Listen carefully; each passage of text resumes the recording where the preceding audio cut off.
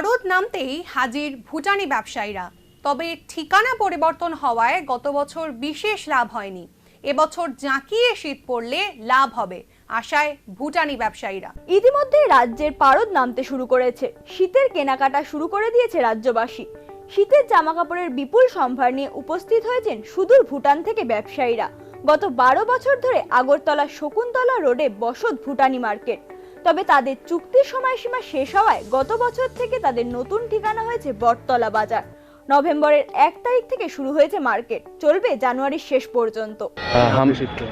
पहले हम लोग शकुंतला रोड पे था। शकुंतला रोड पे 10-12 साल हो गया। अभी वहाँ हम लोग को एग्रीमेंट था 10 साल के, वो ख़त्म हो गया। फिर वहाँ भी दूसरा वो घर वगैरह ऐसे मार्केट बनाया था, इसलिए हम यहाँ पिछले साल से यहाँ आया। कैसा चल रहा है?